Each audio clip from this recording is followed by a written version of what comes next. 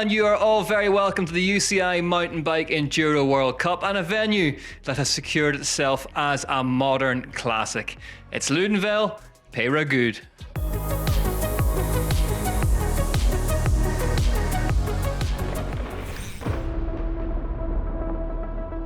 The opening stage was Courtelet, 2.87 kilometres in length, and southwest of the town of Loudenvielle itself. It promised a concentrated blast of Pyrenean adrenaline early doors. It was time to go racing.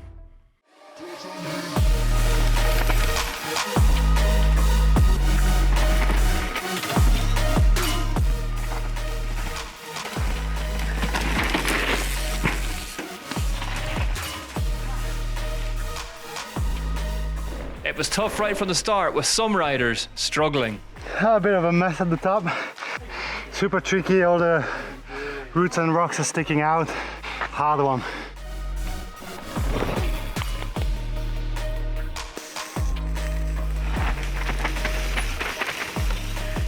Awful. I think I crashed 3 times. Not great. Just like stopped in like half the corner.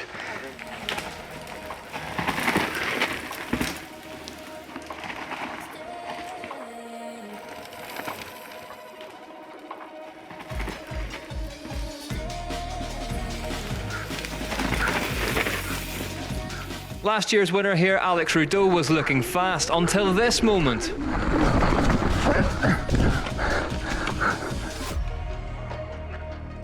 Also suffering a crash on his return to enduro action was Eddie Masters.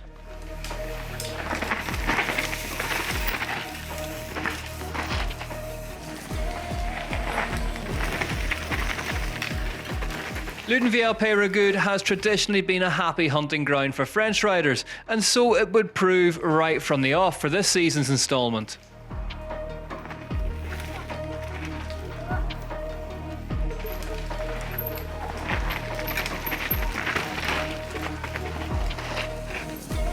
Ella Connolly was second on the stage. It was a strong start for the Scottish rider.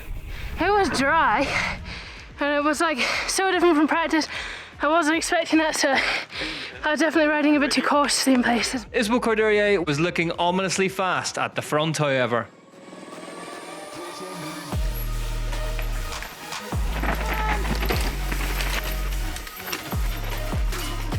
I think I'm gonna throw up in my helmet now. So yeah, very brutal.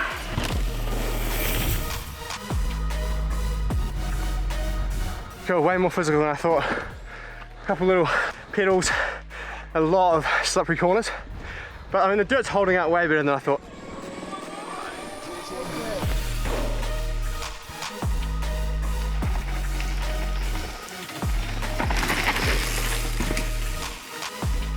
Not clean, but it stayed up.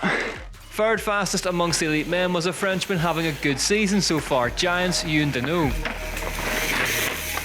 Not too bad, it was quite dry, so maybe a little bit too clean.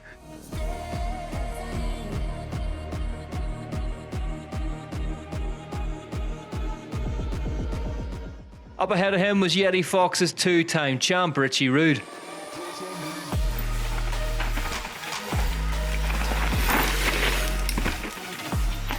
Rode it alright, I was dabbing feet, but I take a look. No real issues, so yeah, happy.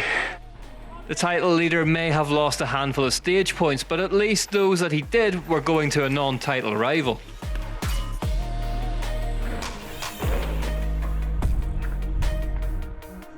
Louis Jondal won his first stage of the season by 4.5 seconds for Commensal Enduro project. It was Courdurier leading the way then in the elite women's race ahead of Connolly, with the places even tighter behind them. Jondal, Rude and Deneau led the way after the first stage in the men's race. The Enduro World Cup riders would face a chunky challenge in the shape of 37.45 kilometres of racing, heavily weighted towards descending. 1,170 vertical metres of up played 3,170 vertical metres of down. For the riders of the UCI E-Enduro World Cup, the course was extended to a monstrous 59.95 kilometres in length. with 2,780 vertical metres of climbing and 3,830 vertical metres of descending. To catch up on the E-Enduro, stay tuned at the Endless Highlights package for our coverage of all things electric. This is it, the sharp end of the season. If you're just tuning in, then A, where have you been? And B, it's extremely tight at the top. In the elite women's race, Lapierre Zip Collective's Isabelle Courdurier has a slender 144-point lead, ahead of Pivot's Morgan Schar. Bex Barona is third. The elite men's race has been back and forth all season, with two-time champ Yeti Fox's Richie Rude leading things by 173 points ahead of Forbidden's Reese Werner, with Canyon Collective's Jesse Melamed in close contention in third. Nabias was stage 2, a local classic. It was the second longest of the race at 3.7 kilometres in length, with a drop of 770 vertical metres.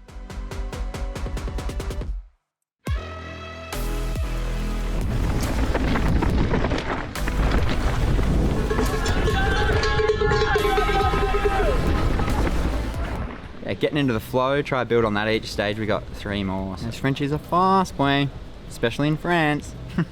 Trying to hunt them down, but it's no easy feat.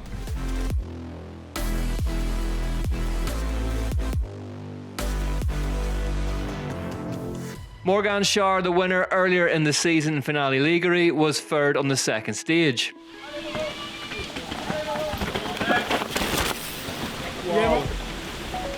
Nabias saw Ella Connolly again take second. Isabelle Courdurier won again on the second stage of the day by a massive 8 seconds. Isa was in control. It's definitely a bit drier today, but still slippery on some parts, so it's difficult to read. You never know if you can push really hard or not, so I just try to find a good flow and stay focused.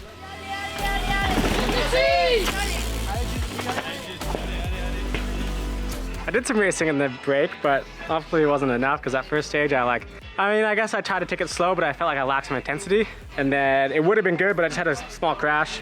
So other than that, I would have been on pace, so it was good. And then that second one, I thought it was good, but those Frenchies are insane. Like, they obviously know the tracks because 6 seconds on a track that I feel like I nailed is a lot. So keep pushing on, and yeah, should be good. Louis Jondal, the winner of the last stage, was third on the second stage. Like French trail, very close, very not too fast, but yeah, we love that and just try to push on it. It's perfect. Loudenvielle went one better on 2. He was second on Nabias. That was good. Track is just unreal, perfect grip. We're so lucky to race today. You can easily do mistakes, so that's the goal today. Stay on your bike and still push a bit. Alex Rudeau, the master of French tech, had won there last season and decided that he might well fancy doing it again. He won the second stage.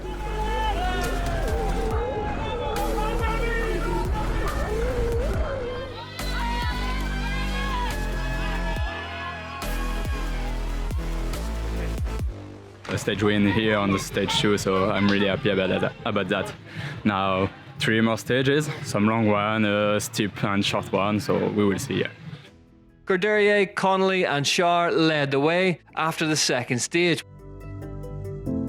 whilst there was Denio, Rudeau and Jondal in the men's. The third test was the biggest of the day. Val d'Aube had been a race decider in the past. 5.72 kilometres and 820 vertical metres in height. It was to be one of, if not the toughest tests of the day.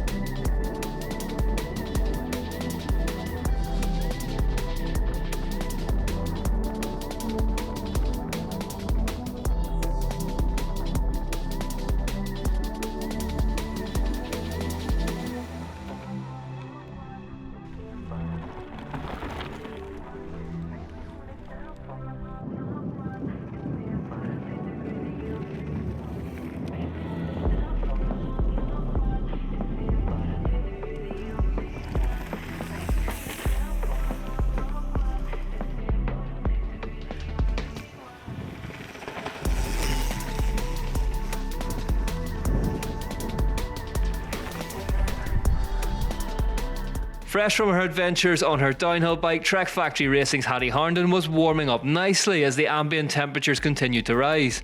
She was third fastest on the toughest stage of the day. 4 seconds up the road was Morgan Schär in second. But there was no stopping Isbo Corderie, who made it a hat-trick of stage wins by clinching a nearly 7-second winning margin on Val d'Aube.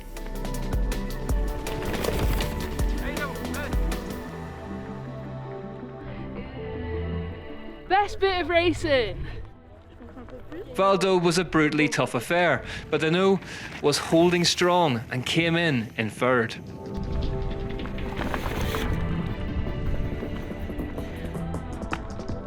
When Alex Rideau had won here last time out, it had been in the wet. Conditions were much better today, however, and he danced his way to second fastest on Val d'Aube.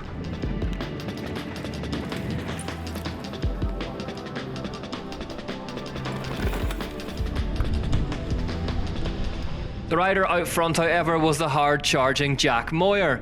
The YT Mob's resident former champ has had a torrid time of injury of late, but was finally back on full send form.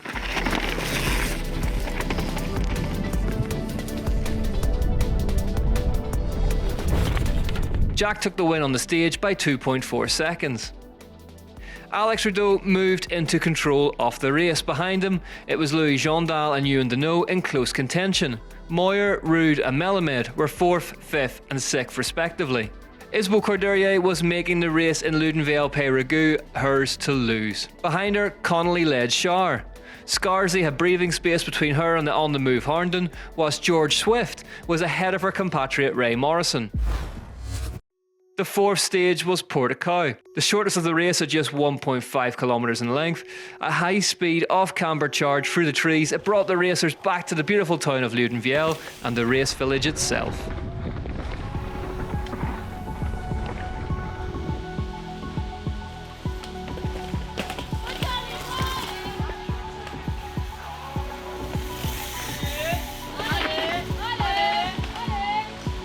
The Canyon Collective Pirelli squad have a star on their hands in Gloria Scarzy.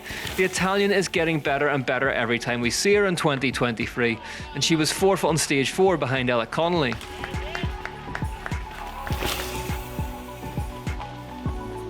Portico was short, punchy and offered little room for manoeuvre. Morgan Schär found just enough to make it home in second on the stage. But there was no catching the reigning French national champion. Isbo Corderie went 4 for 4 stage wins.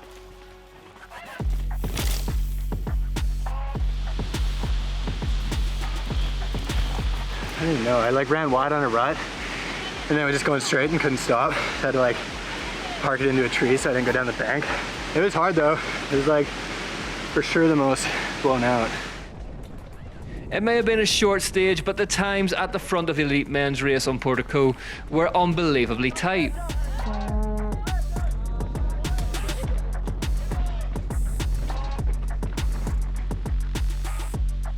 Moyer was now firmly up and running in third, 0.52 seconds off the stage win.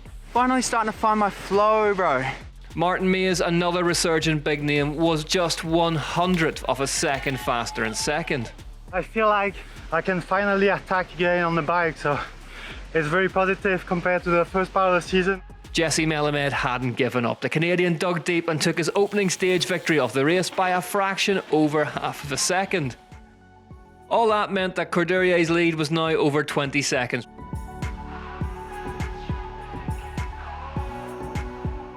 The French trio who had steadfastly led the elite men's race from the start, Rideau, Deneau and Jondal, were all of a sudden leapfrogged by one Jack Moyer. Switzerland last season was the big Aussie's last win, and with just one stage to go, he now had a lead of just 0.2 of a second to defend.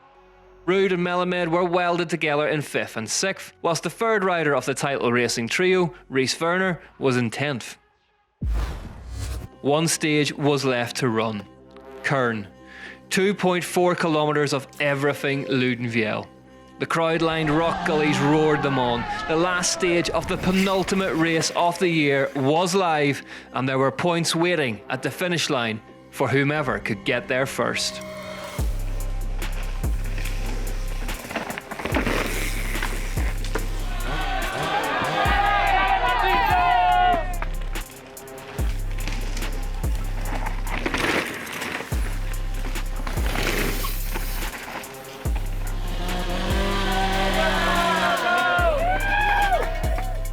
Noga Karem was resurgent and steamrollered her way to 5th on the stage and 5th in the overall in the process.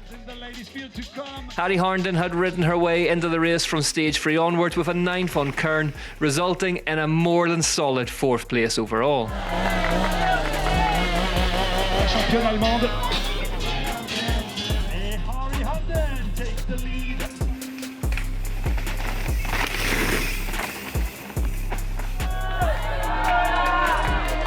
Ella Connolly had had one of her best days of the season, but it wasn't enough to best the French duo in front of her. She would pick up the last spot on the podium after yet another top 3 ride on the final stage. Good point for the overall. What is going on here? This is Morgan Shaw. Can you believe that, Morgan Shaw? In Canada, I was a bit sad to be second because I was so close to the win, but today Isabeau was just faster than me, so I'm just really happy with second. Isabeau Courdurier was faultless all day long, except when it came to the final stage. Morgan Shaw took the win on the last stage of the day, but Courdurier had won the battle. Her 5th win of the season was secured in the first of 2 back-to-back home rounds. It's been very hard to have this pressure with the 3rd title. Like it's a chance for me to try to get it. But yeah, I'm just taking it like as a big thing for me, and I'm just so happy I have the opportunity to try to chase it. So I think I'm just gonna remain stoked and just try my best.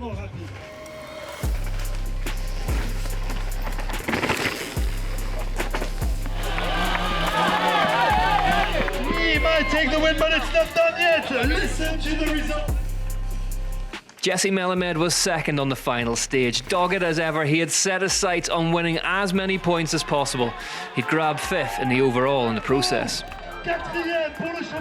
Richie Rude was 5th on the final stage. The juggernaut hadn't got fully into gear in Loudenvielle, Périgueux, but the American was rewarded with a useful dollop of points for finishing 4th, crucially just ahead of Melamed.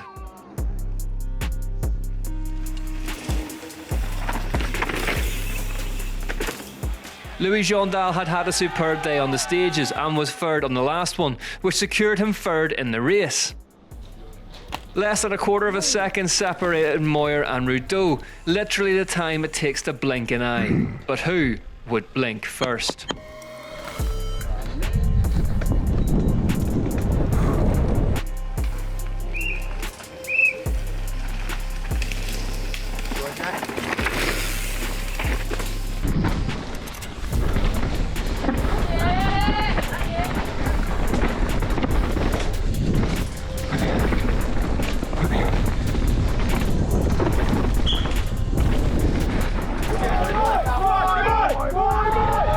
Jack Moyer's dreams of retaking the top step faltered when, whilst in the lead of the bike race, he had an off-track excursion which forced him to return to the stage where he had left it. That bumped him down into 6th at the finish line.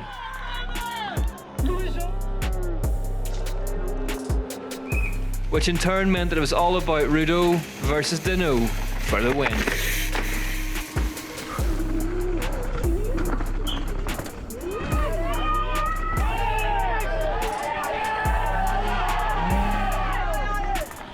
Rudeau put 3.9 seconds into his rival.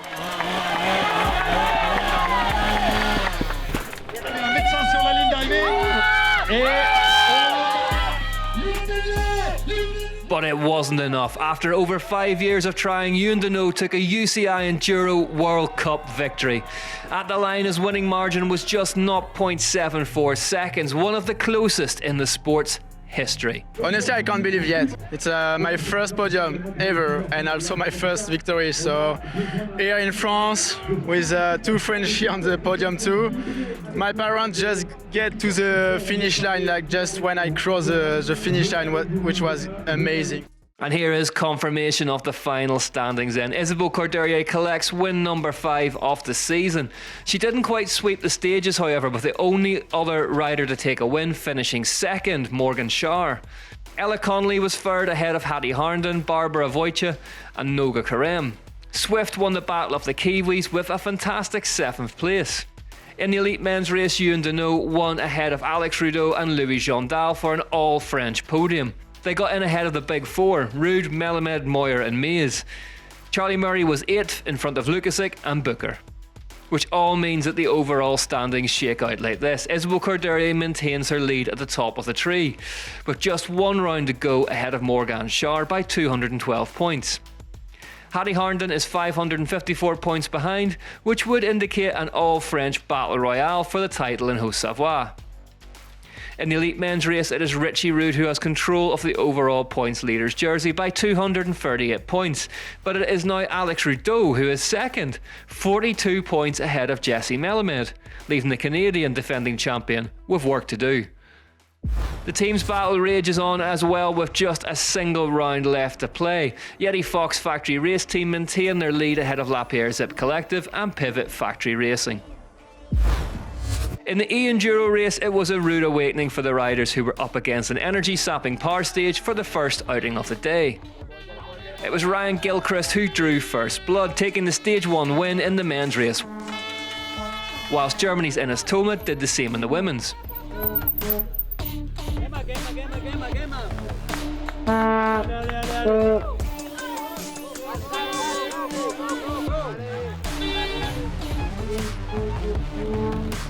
But it was all change after Stage 2. A resurgent Fabien Barel would go on to win Stages 2 and 3, leaving him a commanding 18-second lead approaching the halfway point. And it was a similar story in the women's race, with Flo Espinera also winning the next 2 stages to be sitting nearly 13 seconds ahead of Tracy Mosley in the overall, with 4 stages left to play for.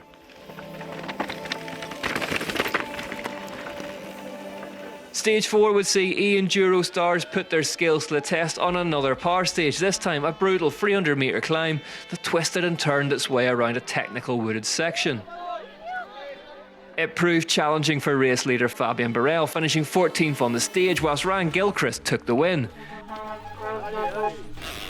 Tracy Mosley took the win in the women's. A win on Stage 5 and a second place on Stage 6 meant that heading into the last stage of the race, the legendary Frenchman Fabien Barel would enjoy a 31-second lead ahead of Alex Marin in second place, with Thiago Ladera just a few seconds back in third. Mosley won again on Stage 6, which left her in control with a 5-second lead heading into the last stage ahead of Flo Espinera. Alex Marin led the men's race, having ridden well in the afternoon.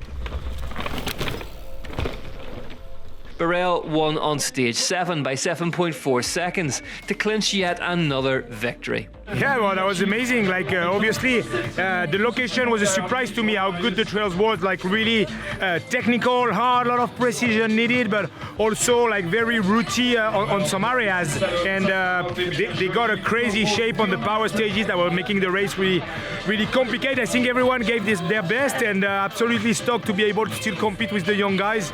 It was a great day, great weather, really good job from the Orga to actually make the move onto today, and that was brilliant. In the women's race, Espinera took a commanding 6.4 second victory on the final test to seal the win. Oh, it takes a lot of pressure out of me. This is gonna be very good for the overall standing, which is my main goal, of course, and yeah, it feels great. And this is how the championship standings then after the penultimate round of the UCI E-Enduro World Cup race. How quickly a season flies by, and just like that we are left with the prospect of just one more round of the UCI Enduro World Cup to contest at the UCI Mountain Bike World Series Festival, Haute-Savoie. Titles will be decided, hardware handed out and champions crowned after we do battle for one final time this season. We'll see you next week for the final of the 2023 UCI Enduro World Cup.